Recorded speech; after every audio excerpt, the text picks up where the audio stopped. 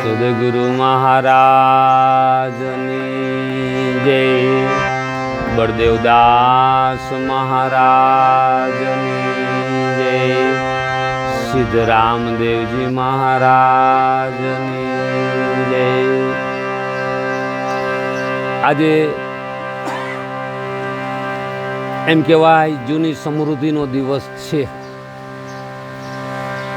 આ સૃષ્ટિ ઉપર આપણા સંતોએ જ્યારે જ્યારે સનાતન ધર્મને આગળ ધપાવ્યો છે, જ્યારે જ્યારે સનાતન ધર્મને સર્વમાં વ્યાપક કર્યો છે, સતયુગની વાત લઈ તો ગુરુ મોડ મહારાજ અને લાલગીર બાપુ જેના સાનિધ્યમાં એમ કહેવાય ઉડણ ભગત અને શ્રીબાઈ પ્રજાપતિ કુંભાર ભગત કુળ, એ સમયની વાત લઈ કે અત્યારની ભૂત ભવિષ્ય વર્તમાન સનાતન ધર્મને કોઈ કાળ એને નડતો નથી.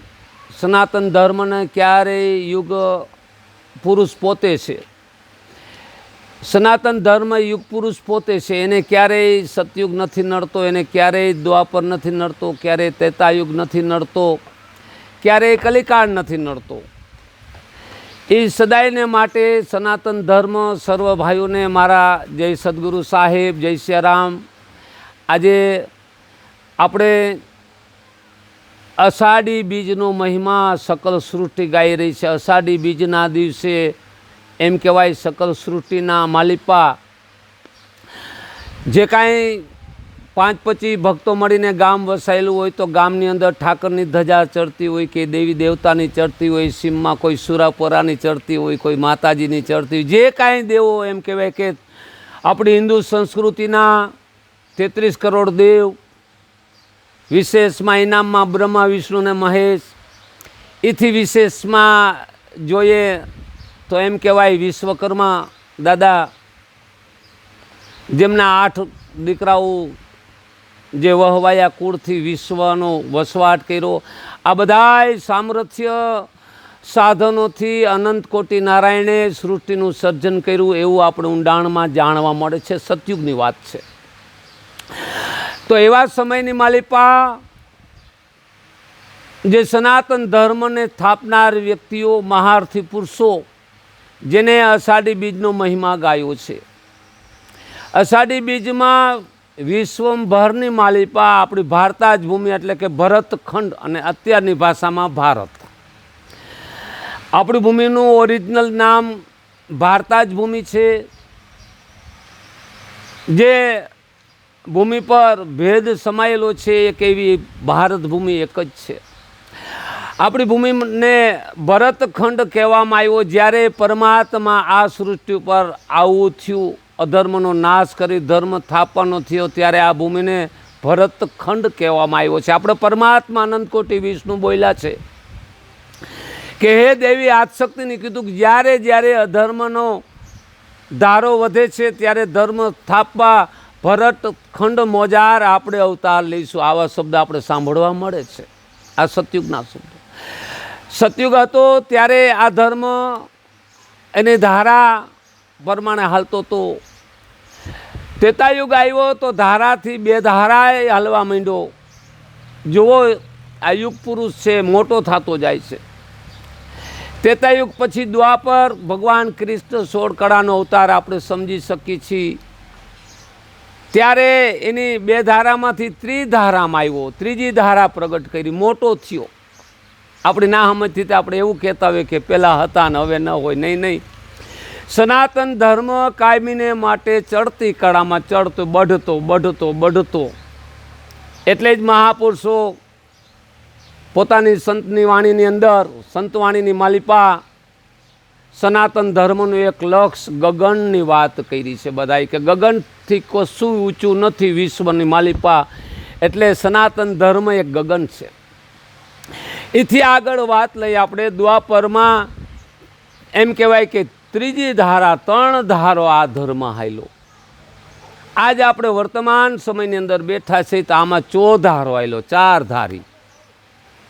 આપણે અજ્ઞાનતાથી આપણે એવું વિચારતા હોય, આપણે આપણા હથિયાર મન બધી ચિત્તના હથિયારો બુંધા થઈ ગયા છે એટલે આપણે એમ કહેવાય થોડા મનબુદ્ધિ ચિત્તથી બુંધા હથિયારવાળા થઈ ગયા છે કે હવે કાંઈ ન હોય ને પહેલાં હતા નહીં. સનાતન ધર્મ અત્યારે વર્તમાનમાં ચોથા કલિકાળની માલિપા 4 ધારો બન્યો છે. પહેલા યુગમાં 5 કરોડનો મહિમા આપ બધાય સમજી શકો છો. બીજા યુગમાં 7 કરોડનો મહિમા આપ્યો આપ બધાય સમજી શકો છો. જ્યારે જ્યારે મહારથી પુરુષો સતયુગમાં આશ્રમ પરિશ્રમનો મહિમા હતો, ત્રેતા યુગમાં આશ્રમ પરિશ્રમનો મહિમા હતો, એનાથી ધર્મ આગળ ધપાયો. દ્વાપર યુગમાં ખૂબ કૃષ્ણના સમયમાં શ્રી કૃષ્ણને રાણી રૂક્ષ્મણી કોઈ સંતોને મળવા જતા અને એવા દાખલા છે કે સંતોની સેવામાં પોતે શ્રી કૃષ્ણને રાણી રૂક્ષ્મણી રથમાં જૂતતા ગુરુજી અસવાર થતા મન દ્રઢ કર વિશ્વાસા સદગુરુ પદ હે સાચા સદગુરુ પદ હે સાચા. એ ત્રીજા યુગની માલિપા 9 કરોડ આપણા એ ભક્તો પોતે, બીજા કોઈ નહીં. ઈશ્વરના બંદા દાસ દાસીઓ ભગત ભેખ બધેનો મહિમા અપરંપાર છે. જંગલમાં રહી અને થાવર જંગમ ને એમ કહેવાય શાબ્દે કરીને મહાપદે ખેડતા હતા, એનો પણ મહિમા છે. ચોથા યુગની માલિપા એમ કહેવાય આપણે જે પરમાત્માને જે ઉદિશી રહ્યા છીએ કલિકાળની અંદર ખૂબ ઉદયસાઈ છે. કલિકાળની અંદર ખૂબ એની વ્યાખ્યા ગવાઈ રહી છે, ગામે ગામે સીમે સીમે. સતયુગમાં એ આપણા અનંત કોટી જેને વિષ્ણુ આપણે કહીશી, સતયુગમાં જે અનંત કોટી વિષ્ણુ નારાયણ કે એનો અંત ના આવે એટલો કોટી પરમાત્મા છે. એ ખુદ એનું નામ અસલમાં નકલંક છે. આપણે જે રામદેવજીને જે બિરુદતા આપી રહ્યા છે નકલંકી નાથ એ અનંત કોટી વિષ્ણુ નારાયણનું પોતે ખુદ બિરુદતા છે. એ સમયની એક ધારા આદિ ગુરુની બોલે છે. સતયુગમાં સત પાવડી લીધી, ત્રેતા યુગમાં તારણ કાઢ્યું ભગવાન મર્યાદા પુરુષોત્તમ, દ્વાપરમાં હવન હોમ કર્યા ભગવાન કૃષ્ણ, સતયુગમાં સત પાવડી લીધી, ત્રેતા યુગમાં તારણ કાઢ્યું મર્યાદાનું, દ્વાપર જોડી ઝંડા એટલે હવન હોમ, અને કલયુગમાં પીરું નવખંડા. એ જ નારાયણ પોતે જ, એ જ નકલંક પોતે, એ જ રામદેવ નામ ધારણ કરી કઈ તો સનાતન ધર્મનો આપણો આગેવાન છડીદાર પુરુષ હોય તો અનંત કોટી નારાયણ વિષ્ણુ પોતે છે. જેને આપણે રામદેવજી મહારાજ કહીશી, જેને આપણે નકલંકીનાથ કહીશી, જેને આપણે અલગ ધણી કહીશી, તો આ મહિમા આ સૃષ્ટિ પર સનાતન ધર્મનો અષાઢી બીજ એટલે સતયુગમાં જ્યારે ધર્મની સ્થાપના થતી એવી ત્યારે અષાઢી બીજનો મહિમા ગવાતો આવ્યો છે. અષાઢી બીજનો મહિમા, અષાઢીનો અર્થ એમ કહેવાય ઓમકાર રણુકાર સાકાર નિરાકાર. જે સાકાર સ્વરૂપે જે સમયે પડવેથી પીડ બ્રહ્માંડ રચીને બીજના બીજે દિવસે બીજ તત્વ બનાવ્યું, જેને આપણે બીજ ધર્મ કહીએ. એવો મહિમા આપણા સમર્થ પુરુષો જ્યારે ધર્મ તો સ્થાપિત જ છે કાયમી, પણ જ્યારે આપણી અજ્ઞાનતા દૂર થાય એટલે આપણા માટે નવો ગણાય છે. ધર્મ આદિ મધ્ય ને અંત સદાયને માટે સ્થાપિત છે, સ્થાપના એની થતી નથી. પણ જ્યારે યુગ પુરુષો આ સૃષ્ટિ પર આવી અને જ્યારે સનાતન ધર્મની છાયા ફેલાવી, સનાતન ધર્મના એક સ્થિરતા માટે એક જંગલની અંદર કેમ એક આપણે એક વૃક્ષ ગોતીને વૃક્ષને છાંયે બેહી, એમ આશ્રમ પરિશ્રમ મંદિર દેવળ શિખર એક છાંયે બેસવાની એક રચના મહાપુરુષની છે. એનો ભેદ કંઈક ઊંડો છે. તો આજે અષાઢી બીજ નિમિત્તે આપણે કંઈક સમજી શકશું. બીજ ધર્મ એટલે સકલ સૃષ્ટિ બીજની માલિપા છે, બીજ વૃક્ષ નહીં બારા કોઈ મારા હરિજનો, સુનો અદ્વૈત વાત વિચારા. આ કોઈ દ્વૈત ભાવથી નથી કહેતો, અદ્વૈત ભાવથી મહાપુરુષ એમ કહે છે. બીજ ધર્મના મહિમા વિશે, અષાઢી બીજ વિશે,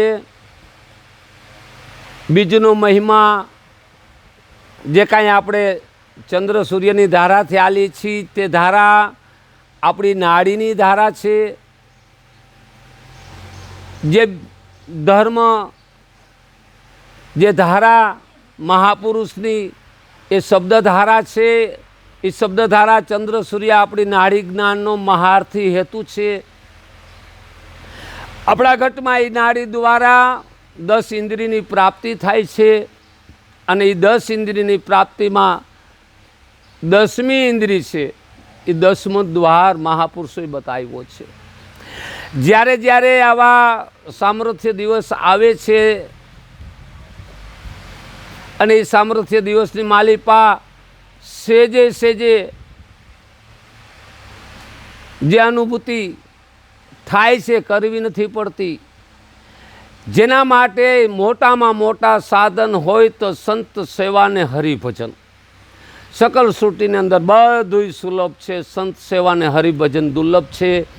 આવા દિવસોની માલિપા જે સદગુરુ અધિકારી સદગુરુના શરણે જઈ સંત સેવા ને હરિભજન જેને કર્યા છે, જેને અમૂલ્ય એમ કહેવાય રતન પદાર્થ, અમૂલ્ય ધન કમાણા છે.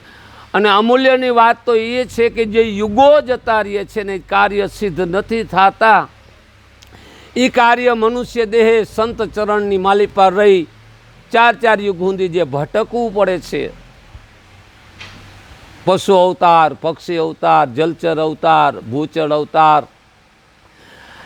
પૂજ્ય શ્રી બળદેવદાસ મહારાજ મને એક રાત્રિએ 2 વાગ્યાના સમયે બેઠા હતા ને વાત કરી કે મહારાજ આજ કાર્ય સિદ્ધ થાય તો ઠીક છે, ન કે યુગો વયા જાય તો. ત્યારે મને નહોતું સમજાણું. મને એમ કે યુગ સુધી બેહવું પડતું છે, પણ બાપજી મને ગુરુ મહારાજ એવું કહેતા હતા કે આજ કાર્ય સિદ્ધ ન થયું તો 4 યુગ સુધી ભટકવા જવું પડશે. ત્યાર પછી પાછો વળી ચાનસ મળશે તો મહારાજ કાર્ય સિદ્ધ થાય છે. તો મુક્તિ યુક્તિની એમ કહેવાય કે આ ઘટમાં એંધાણી આવશે તો 84 મટી જાય.